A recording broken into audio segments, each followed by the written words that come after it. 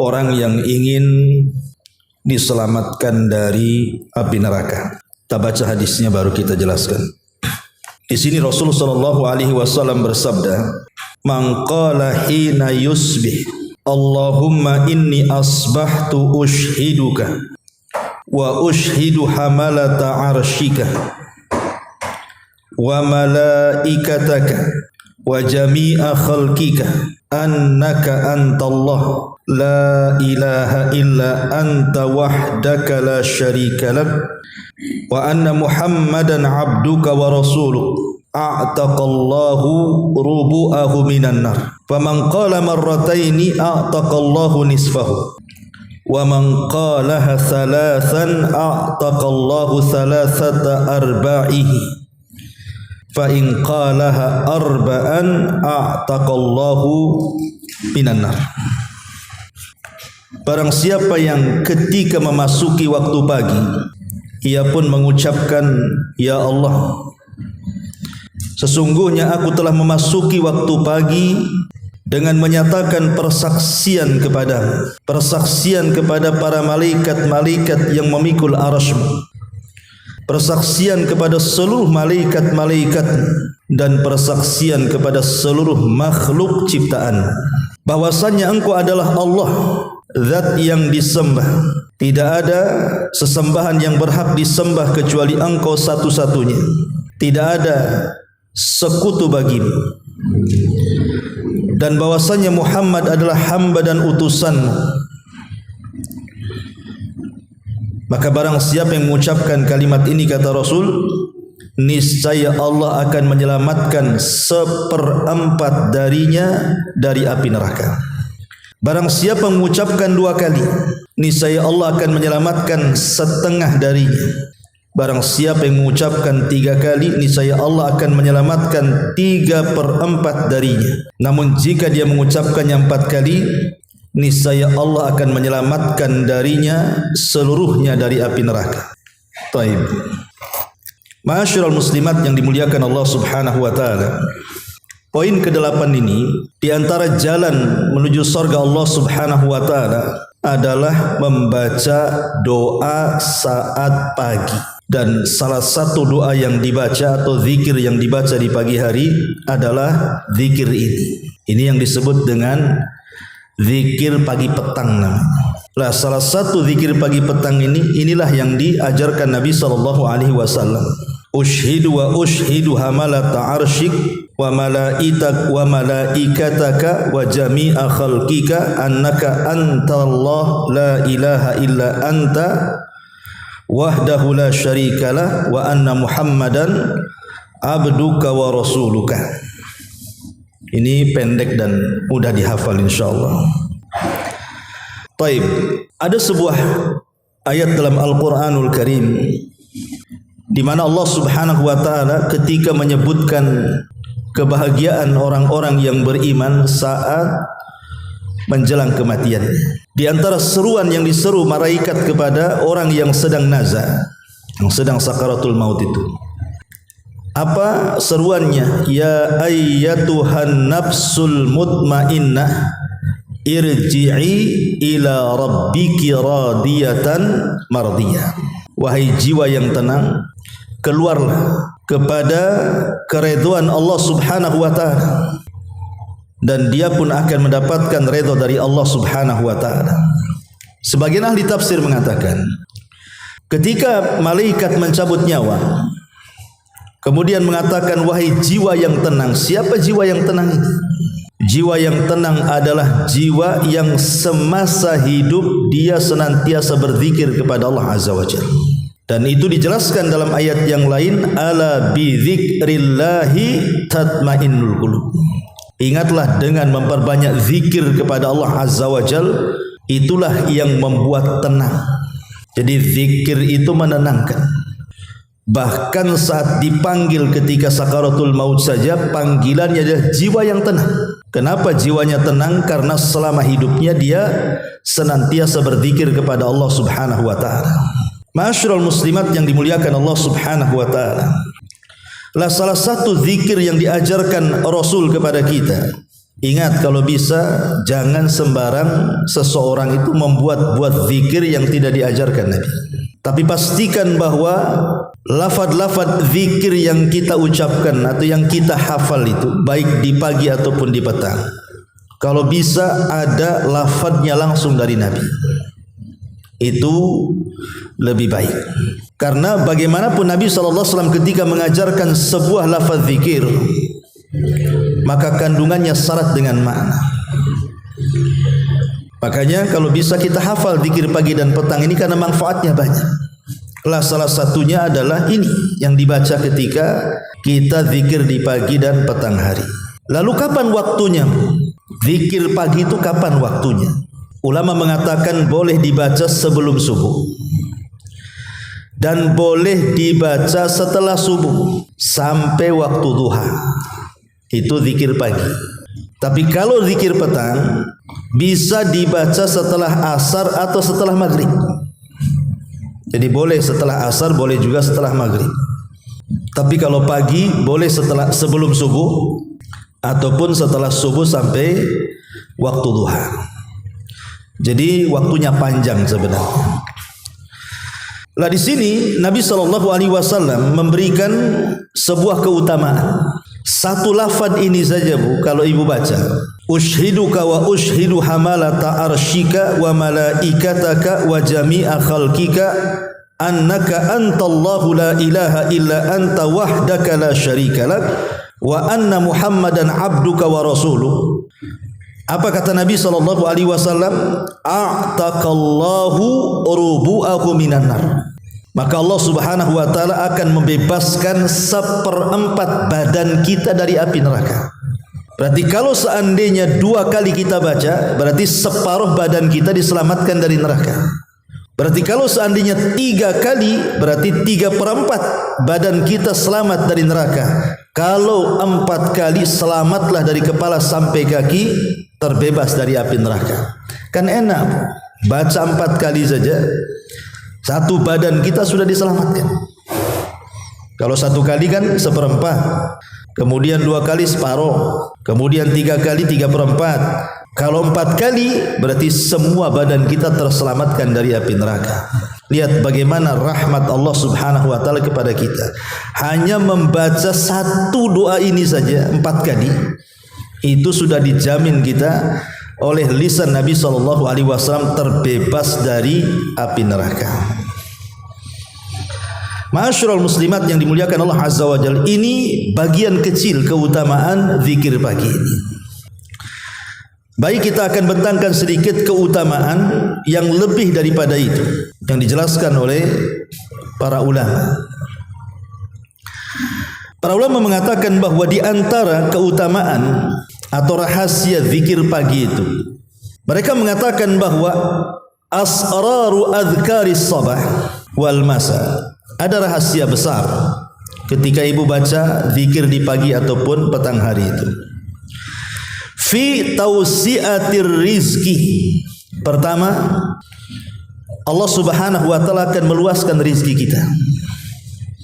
Orang yang suka mendawamkan zikir pagi petang, itu salah satu keutamaannya adalah meluaskan rizki. Siapa sih di antara kita yang ingin diluaskan rizki? Semua kita ingin diluaskan rizki. Dan rizki itu bukan hanya terbatas harta saja. Ustaz, saya sudah zikir pagi, ya penghasilannya segini-gini aja. Suami saya juga segini-gini saja. Kok tak tambah-tambah ya? Ini sudah 10 tahun saya baca ini masih ngontrak saja. Kok tidak punya rumah sendiri? Itu karena kita memahami rizki itu hanya sebatas harta saja. Padahal rizki yang paling besar adalah bukan di harta, tetapi di ketenangan hati itu. Diluaskan hati kita itulah sebenarnya rizki yang sesungguhnya. Karena hidup kita itu kan tidak lama. Banyak orang dari muda sampai dia tua dia mengumpulkan harta, kemudian kaya, habis mati pun ditinggalkan kekayaan. Belum lagi selama hidup dia tidak tenang hidupnya kan. Tapi banyak orang-orang yang ya kondisinya sih tidak terlalu kaya, pas-pasan lah hidupnya, tetapi hatinya luas, makanya luas segalanya. Dan itu salah satunya adalah dengan zikir pagi. Kemudian juga wal khuruju minadz-dziki wal karbi. Dengan memperbanyak zikir pagi dan petang itu, maka setiap zik itu kesempitan dada. Wal karbi itu artinya hal-hal yang menimpa kita dari musibah yang akhirnya kita kemudian stres, bingung dan begitu seterusnya. Maka dengan mendawamkan zikir pagi dan petang itu bisa mengeluarkan dari perkara-perkara itu. Dan ini coba ibu kan nggak pernah nyoba masalahnya, ya. Coba kalau mamanya lagi stres, lagi bingung, lagi ada masalah, teruslah lisan itu berzikir kepada Allah Azza wa Jalla. Maka nanti ada khasiatnya itu, tentu dengan sebuah keyakinan bahwa ketika kita lebih mendekatkan diri kepada Allah Azza wa Jalla, Allah akan turunkan ketenangannya kepada kita. Bahkan lebih daripada itu, al-ibtiadu anil hammi wal hazani, bisa menjauhkan dari al-ham wal hazan, bingung dari perkara yang akan dihadapi dan sedih dari perkara yang sudah berlalu. Kadang kita ini sedih bu, umpamanya dulunya pernah kaya kemudian sekarang miskin, masih keingatlah dulu kaya. Dulunya pernah menjabat, ternyata purnawirawan, masih teringat jabatannya. Dan begitu seterusnya, atau mungkin bingung menghadapi perkara yang akan datang. Bingung soal anak, kemana nanti sudah besar. Bingung soal rumah tangga, macam mana nanti ke depan. Bingung soal ekonomi dan begitu seterusnya. Maka dengan zikir pagi dan petang akan dijauhkan dua perkara yang menghantui manusia itu. Kemudian juga disebutkan juga bahwa zikir pagi dan petang itu salah satu keutamaannya adalah masuk pada man yudhilluhumullahu fi dhillihi yaumal qiyamah.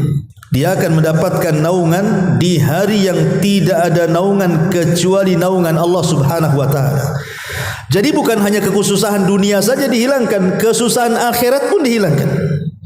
Ketika orang dikumpulkan di padang mahsyar, kemudian matahari didekatkan di atas kepala, maka orang yang senantiasa hatinya terpaut dengan Allah dan berzikir kepada Allah Azza wa Jal, maka satu di antara 7 orang yang akan mendapatkan naungan di hari yang tidak ada naungan kecuali naungan Allah Subhanahu wa taala.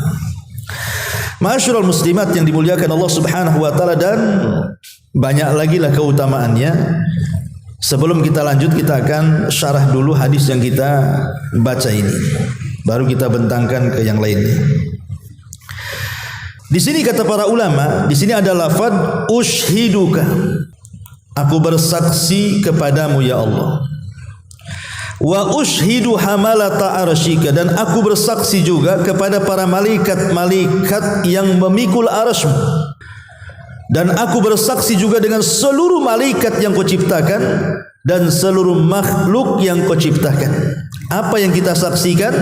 La annaka antallahu la ilaha illa anta, bahwa Engkau ya Rabb adalah sesembahan yang tidak berhak disembah kecuali Engkau semata. Para ulama mengatakan kalimat ushiduka, aku bersaksi kepadamu, maksudnya adalah hadza al-iqraru bil wahdaniyati. Kalimat ini menunjukkan pengakuan kita tentang keesaan Allah Subhanahu wa taala. Berarti kalau kita mengucapkan kalimat ini di pagi hari, kita ini sedang membuka hari kita dengan tauhid, gitu maksudnya. Jadi ibu kalau baca pagi hari sebelum subuh atau setelah subuh, zikir yang diajarkan ini seolah-olah ibu sedang membuka hari itu dengan tauhid. dan tidak ada kalimat yang paling afdal diucapkan melebihi kalimat tauhid. Kalau seandainya langit dan bumi ini ditimbang di satu neraca dan kalimat la ilaha illallah ditimbang di neraca satunya, tentu la ilaha illallah jauh lebih berat dibandingkan langit dan bumi. Artinya ibu sedang membuka pintu sorga dengan kalimat yang memberatkan setiap timbangan amal kita. Kan enak ya. Karena ada orang-orang itu yang ketika di pagi hari dia tidak mau berdoa, tidak mau mentauhidkan Allah subhanahu wa ta'ala. Yang lebih parahnya kadang-kadang hari-harinya setiap hari dia buka dengan laknat Allah azza wa jalla. Seperti orang-orang yang tidak pernah sholat.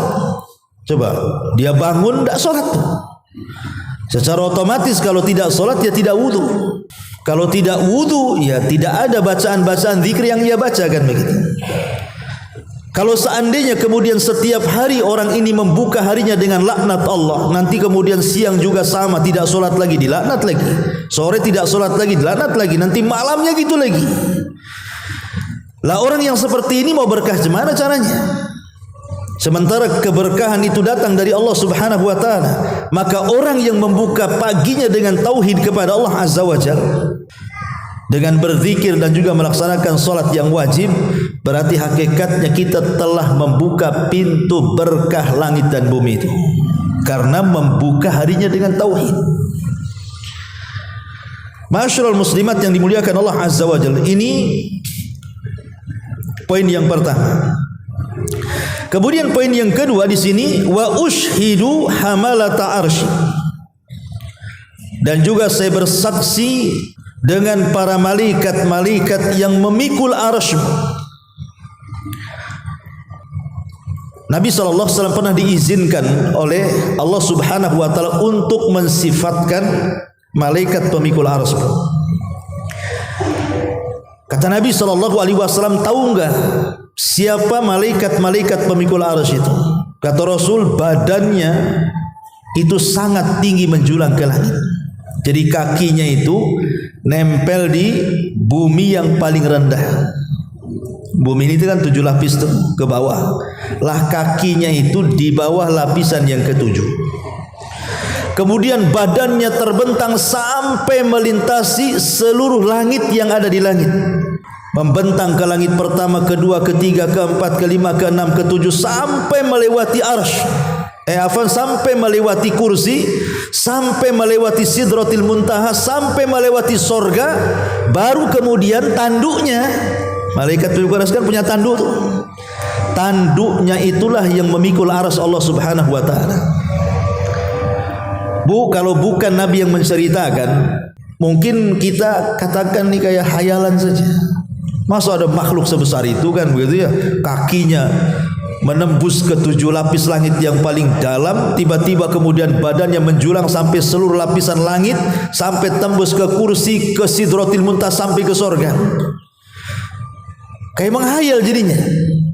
Tetapi karena yang menghabarkan ini Nabi SAW, salah satu bentuk keimanan kepada Rasul adalah at-tasdiqu bima akhbar. Kita harus membenarkan apapun yang dihabarkan Nabi, masuk di akal atau tidak masuk di akal.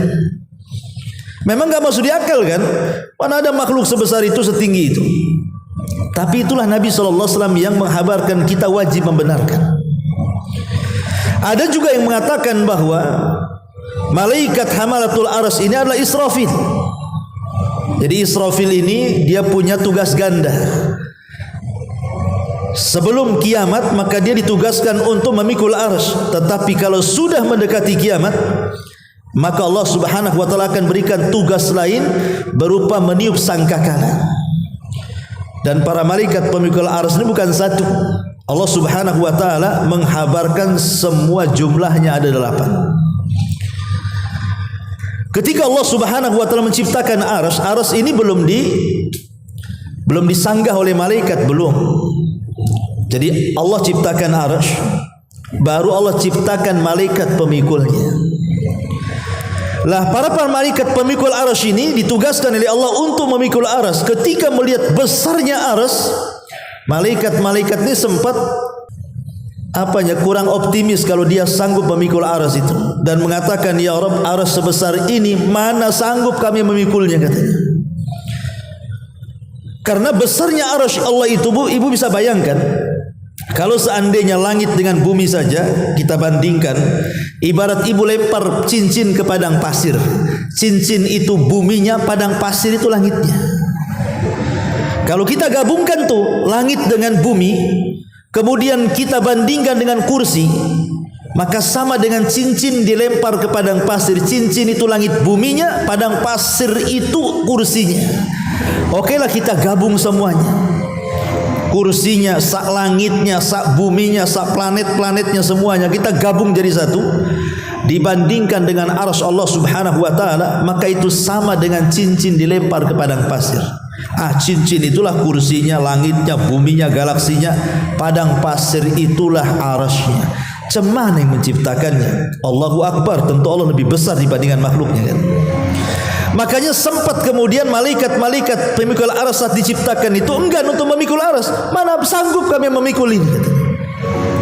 Tapi Allah Subhanahu wa taala ajarkan satu doa kepada para malaikat agar malaikat mengucapkan la haula wala quwata illa billahil azim.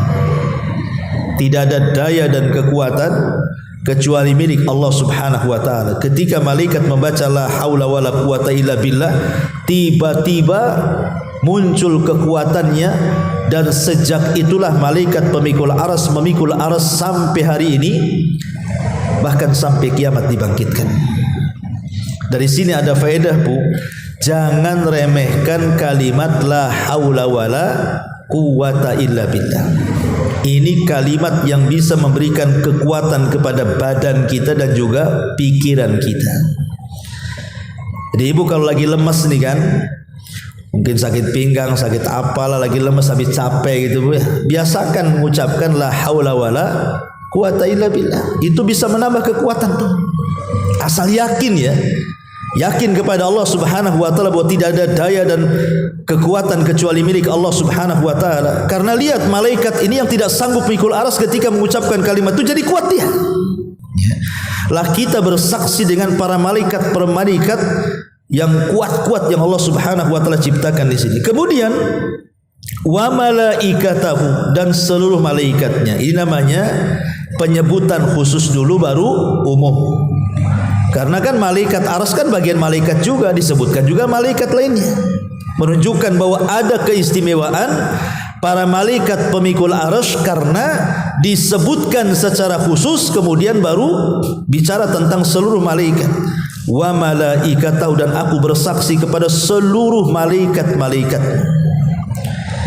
Kenapa kita bersaksi kepada seluruh malaikat Allah Azza wa Jalla juga? Karena tidak ada makhluk yang diciptakan yang hanya untuk beribadah kepada Allah kecuali para malaikat. Jadi Allah itu tidak ada kekurangan dari makhluknya yang menyembahnya. Makanya ada istilah kalau seandainya seluruh malaikat kufur, tidak akan mengurangi kekuasaan Allah. Kalau seandainya seluruh manusia beriman, tidak akan menambah kekuasaan Allah. Karena kalau seandainya tidak ada manusia, cukup malaikat saja, jumlah mereka jauh lebih banyak dibandingkan kita, dan mereka tidak pernah maksiat kepada Allah. Itulah kekuatan dan kekuasaan Allah Subhanahu wa taala. Baru setelah itu wa jami'a khalqika, dan seluruh makhluk-makhlukmu. Karena tidak ada makhluk yang Allah ciptakan selain manusia kecuali semua bertasbih. Semua bertasbih dengan mengucapkan kalimat alhamdulillah. Makanya Allah mengatakan wa im min kulli syai'in illa yusabbihuna bihamdihi walakin la tafqahuna tasbihahu. Tidaklah segala sesuatu yang Allah ciptakan melainkan semua bertasbih dengan memuji Allah, tapi kalian tidak tahu tasbih mereka. Jadi kalau seandainya Allah perdengarkan tiang ini, Bu, yang di masjid ini, Allah perdengarkan tiang ini bertasbih, maka ibu akan mendengar tiang ini mengucapkan kalimat alhamdulillah. Kalau seandainya umpamanya itu lemari buku itu bertasbih juga, Cuman kan ibu tidak dengar tasbihnya. Kalau dia mau bertasbih dan diperdengarkan, maka ibu akan dengar lemari itu mengucapkan alhamdulillah. Dan semuanya, semua makhluk yang Allah Subhanahu wa taala ciptakan. Lah kita bersaksi untuk apa? Untuk tauhid, annaka antallah la ilaha illa anta wahdaka la syarikalah. Bahwasanya engkau ya Rabb, engkau adalah Allah yang tidak ada sesembahan yang berhak disembah kecuali engkau saja, dan tidak ada sekutu bagi engkau, wa anna Muhammadan abduka wa rasuluh, dan bahwasanya Muhammad adalah hamba Allah dan Rasulnya. Lihat bagaimana kandungan makna ini, bahwa zikir ini kenapa dicantumkan pengarang coba. Kan zikir pagi petang itu banyak. Kenapa ini pula yang dicantumkan seolah-olah ini yang paling bagus gitu ya. Memang diperselisihkan tentang riwayat ini, ada yang melemahkan seperti Syekh Albani, tapi ada yang menghasankan seperti Syekh Ahmad Al-Arnaud. Kemudian juga di sini ada catatannya Syekh bin Bas juga menghasankan, artinya bisa dipakai lafaz ini karena kandungan lafaznya luar biasa. Kata pengarang Al-Aunul Ma'bud, lihat bagaimana kandungan zikir ini semua berkisar tentang tauhid, semua berkisar tentang keesaan Allah, bahwa Allah itu tidak ada sekutu baginya, dan kita persaksikan tauhid kita kepada Allah, kepada malaikat, dan kepada seluruh makhluk yang Allah ciptakan. Makanya saking dahsyatnya kandungan tauhid dalam doa ini, wajar kalau Nabi SAW sampai mengatakan, siapa yang membaca satu kali, seperempat badan kita dibebaskan dari api neraka. Siapa yang membaca dua kali, separuh badan kita dibebaskan dari api neraka. Siapa yang membaca tiga kali, maka Allah bebaskan 3/4 dari badan kita. Siapa yang membaca 4 kali, terbebaslah kita dari api neraka. Kan enak, baca 4 kali sudah ada jaminan kita terbebas dari api neraka. Ya kadang-kadang kita ini sudah jelas keutamaannya pun kadang-kadang malas gitu ya. Ini yang jelas keutamaannya. Kadang yang tidak jelas keutamaannya pula yang dibaca oleh kita. Maka saya anjurkan Bu, baca doa ini di pagi. Okelah seandainya ibu tidak hafal, kan kalau kita melihat riwayat-riwayat zikir pagi saja itu bisa sampai 22-23 lafaz yang kita harus baca. Ya. Oke, mungkin ibu tidak menghafal semuanya. Ya minimalnya kalaupun tidak hafal semuanya, ambillah yang paling baik, yang jelas keutamanya. Salah satunya ini, doa ini. Nah, ini hafal ini. Kan ini kan pendek saja ini.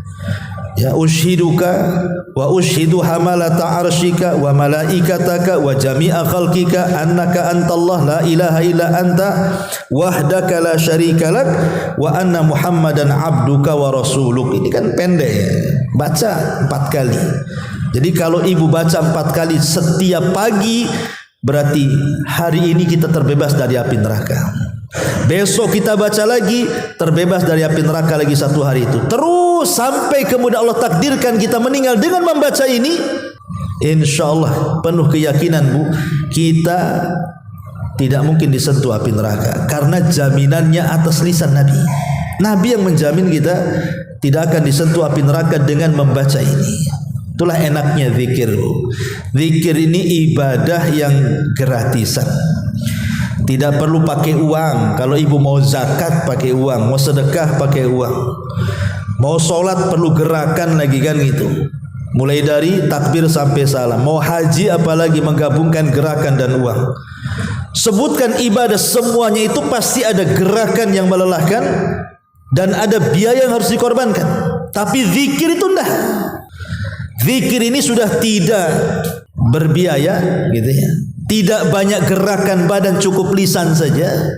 Kemudian bisa dilakukan anak kecil, orang dewasa, orang tua, laki-laki, perempuan, anak-anak, semua bisa melakukannya. Dan zikir ini juga tidak ada ruang waktu dan tempat kapan pun kita bisa lakukan, kecuali yang sudah ditentukan waktunya. Seperti memang Rasul mengatakan, apabila ibu baca di pagi hari zikir ini, berarti kan jelas ada waktunya tuh. Kalau sudah ada waktunya, enaklah kita baca zikir ini. Berarti ada keutamaannya. Tapi yang jelas bahwa kalau ibu membaca doa ini kemudian di pagi hari, maka seolah-olah ibu membuka hari ibu dengan tauhid kepada Allah Subhanahu wa taala. Dan kalau itu yang dilakukan, berarti satu hari itu Allah Subhanahu wa taala pasti akan memberikan berkahnya kepada kita karena kita mentauhidkan Allah. Ya. Ma'asyiral muslimat yang dimuliakan Allah Subhanahu wa taala. Kemudian juga kalau kita lebih membentangkan lagi tentang keutamaan zikir ini. Di antara faedahnya, faedah daripada zikir ini, apa sih? Kenapa kemudian zikir yang kita baca ini sangat penting dibaca setiap pagi? Saya ambil ucapan seorang ulama namanya Al-Imam As-Safarini rahimahullahu taala. Di dalam kitabnya Syarhu Mandhumah Al-Adab. Apa kata beliau?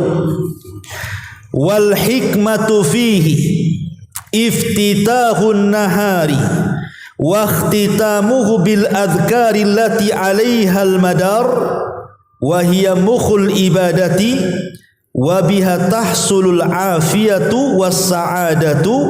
Beliau mengatakan, adapun hikmahnya kenapa kita buka dengan zikir ini di pagi hari dan juga kita tutup dengan zikir ini di petang hari, kata beliau,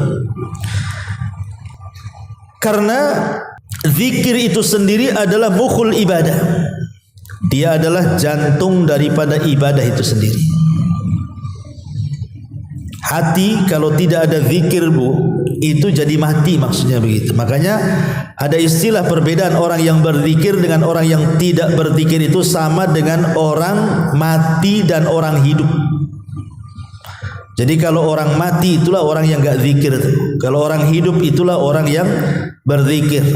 Atau kalau lebih jelasnya, orang yang berzikir dengan orang yang tidak berzikir itu sama kalau ibu punya rumah, enggak ada pintu, enggak ada jendela. Ibu kalau punya rumah nih, tidak ada pintunya, nggak ada jendelanya kan, semua bisa masuk kan, Bu? Kotoran bisa masuk, debu bisa masuk, sampah-sampah bisa masuk, kena angin, bahkan maling pun bisa masuk, penjahat pun bisa masuk. Lah itulah hati kalau tidak berzikir, semua bisa masuk ke badan tuh. Setan bisa masuk, was-was bisa masuk, stres bisa masuk, semua bisa masuk tuh jadinya kan. Tapi kalau ibu berzikir berarti seolah-olah ibu punya rumah, ada pintu, ada jendelanya, tidak sembarang masuk. Setan aja tidak bisa masuk, kejahatan tidak bisa masuk, was-was tidak bisa masuk, stres, sedih tidak bisa masuk. Kenapa? Karena ada tamengnya tuh. Tameng itulah zikir kepada Allah Subhanahu wa taala. Bahkan lebih daripada itu, wa biha tahsulul afiyatu was sa'adah. Dengan itu, dengan membaca zikir dari di awal hari dan juga akhir hari itu bisa mendapatkan afiyah. Afiyah itu artinya kesehatan dan juga kebahagiaan. Jadi seolah-olah ibu memulai pagi itu dengan kesehatan dan terbentang kebahagiaan sampai sore hari. Ingat ketika saya membahas ini, Bu, bahwa setiap malam itu kan setan datang kepada kita, kemudian mengikat setiap tengkuk manusia. Ibu kalau mau tidur malam-malam, itu setan itu sudah nengok-nengok ibu tuh, kapan dia tidur. Kadang-kadang sengaja kalau masih ba'da isya, kalau memang ibu belum tidur itu sengaja nggak digantung-gantukan sama setan tuh. Nanti setan datang ke telinga ibu, ambil tuh handphone tuh, tengok Instagram, kata setan tuh kan. Nah, tengok WA, mungkin di grup itu ada yang gibah ibu.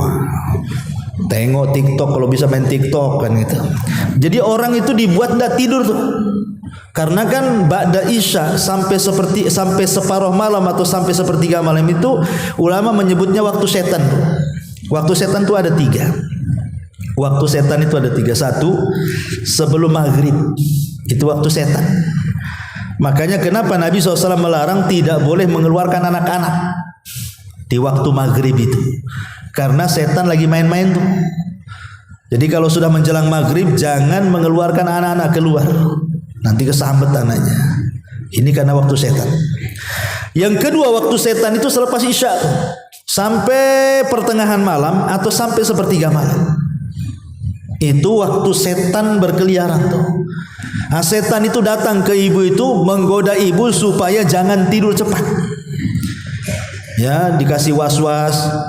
Bilanglah sama suami, itu loh di pojok sana ada warung baru buka tuh, enak tuh, itu viral tuh di TikTok tuh. Nah, akhirnya kuliner malah, ya kan? Pulangnya jam 11. Pulang itu tidak langsung tidur. Nengok handphone dulu sampai jam 12, jam 1 baru ngantuk. Jadi setan itu mempermainkan kita itu. Pada Isya itu gimana caranya jangan sampai tidur. Nanti kalau sudah jam 12 baru nguap-nguap ngantuk-ngantuk. Jam 1 tidur. Dipastikan kalau jam 1 tidur, tidak mungkinlah tidur 1 jam 2 jam ibu bangun. Apalagi memang julukannya Ummu Naum gitu ya. Ibu tukang tidur ya lah, makin gak bangun kan itu. Jadi kalau sudah seperti itu, sudah tidurnya lambat, setan itu ketika tidur ganggu lagi tuh. Sudah diganggu jangan tidur, ketika tidur diganggu lagi dengan cara apa? Diikatlah tengkuk kita itu 3 ikatan. Lah setiap satu ikatan itu kan ada mantranya tuh. Apa mantranya? Kata setan, nim naumatan tawilah katanya. Tidur malah masih panjang katanya. Nanti diikat lagi, gitu lagi. Tidur malah masih panjang, tidur malah masih panjang. Padahal sudah subuh tuh. Masih tidur masih panjang, tidur masih panjang saja tuh. Baru kalau jam 8 kata setan bangun katanya. Setan yang bangunin kita. Tapi kalau kita bangun sebelum subuh, kemudian kita bacalah doa ini, Bu. Doa yang diajarkan Nabi SAW ini. Ya, ushiduka wa ushidu hamalata arsyika, dan begitu seterusnya. Apa kata Nabi SAW? Wa idza staiqadha wa dzakarallaha, apabila orang itu terbangun kemudian dia berzikir kepada Allah Azza wa Jalla, maka hilang satu ikatan. Baru satu ikatan, ya. Tapi kalau seandainya kemudian lanjut setelah berzikir ibu baca ini atau baca-baca zikir pagi yang lainnya gitu ya, sebelum subuh tuh, kemudian ibu mulai beranjak ke kamar mandi, kemudian berwudu, hilang 2 ikatan. Kemudian ibu sholat subuh atau mungkin sholat yang lain sebelum subuh, maka 3 ikatan itu hilang. Apa yang terjadi? Maka di pagi hari kata Nabi SAW, tayyibu nafsi, ibu jiwanya bersih, jiwanya akan tentram, tenang. Bahkan dalam riwayat, ibu akan nasyid, akan semangat, tahu arah hidup hari itu. Tapi orang kalau kemudian tidak baca zikir, tidak wudu, tidak sholat, maka hari itu akan menjadi hari yang paling buruk dalam hidupnya. Kenapa? Karena Allah buat kotor jiwanya, dan Allah berikan masalah yang terkadang tidak tahu datang dari mana masalah itu. Tahu-tahu banyak masalah saja. Kan lihat keutamaan zikir luar biasa. Makanya kalau ibu baca ini luar biasa, bisa mengurai ikatan setan kalau dibaca sebelum subuh, gitu maksudnya. Kalau dibaca setelah subuh ya lain lagi keutamaannya. Tapi yang jelas bahwa satu zikir ini saja ini sudah cukup bagi kita, kata Nabi SAW, membebaskan kita dari api neraka. Wallahu a'lam bishawab. Ini juga diantara perkataan Al-Imam As-Safarini rahimahullahu ta'ala. Kemudian juga dikatakan oleh para ulama yang lainnya bahwa zikir pagi dan petang ini kasbu ridallahi azza wajal, ibu akan mendapatkan keridhaan Allah azza wajal. Ziyadatu quwwatil imani billah, dan akan bertambah kekuatan iman kita kepada Allah. Dawamu silati billah, dan akan senantiasa terhubung antara kita dengan Allah Subhanahu wa taala. Wa dzikrullahi azza wa jalla lil abdi fi malail a'la, dan lebih daripada itu nama ibu disebut-sebut di atas langit sana. Jadi kalau ibu ingin terkenal di langit, ingin jadi selebriti selangit, banyak-banyak zikir maksudnya. Maka yang memuji kita itu para malaikat di langit sana. Bayangkan Allah menyebut nama kita, kemudian memuji kita, habis itu dipuji oleh seluruh malaikat yang ada di langit. Kita dipuji malaikat Jibril, Mikail, Israfil, dan seluruh malaikat langit. Apa enggak bangga kita itu? Maksudnya enggak yakin sih, itu yang masalahnya. Ya, coba kalau yakin. Kita bisa jadi selebritis langit tuh hanya cukup membaca zikir saja. Ketika ibu baca zikir ini, nama kita disebut-sebut di langit. Kemudian juga al-hifdzu min syarril insani wal jin, bisa menghilangkan keburukan yang datang dari manusia dan jin. Wa syarri kullil makhluk, bahkan keburukan seluruh makhluk. Dengan berzikir kepada Allah, kita dijauhkan dari keburukan manusia, keburukan jin, dan keburukan seluruh makhluk. Karena Allah Subhanahu wa taala menciptakan manusia itu kan tidak semuanya baik. Ibu punya kawan kan ada yang baik, ada yang tidak baik kan itu ya. Lah kita berlindung kepada Allah dengan memperbanyak zikir itu, jangan sampai kita mendapatkan keburukan dari kawan yang tidak baik. Karena kawan yang tidak baik ini kadang-kadang hasad, kadang-kadang dengki, kadang-kadang dendam, kadang-kadang punya penyakit di matanya, ain. Hasad itulah ain hasad kan. Kita tidak tahu. Atau jin yang tidak terlihat, atau mungkin makhluk yang lainnya, virus-virus ya, ataupun apalah yang bisa menyakiti kita. Tapi dengan berzikir kepada Allah, itulah yang disebut dengan hisnul muslim. Zikir itu ibarat benteng yang bisa menghalangi kita dari seluruh keburukan. Kemudian juga at-tamattu bi hifdzillahi azza wa jalla wa himayatihi. Maka Allah Subhanahu wa taala akan senantiasa menjaga kita sepanjang hari kita.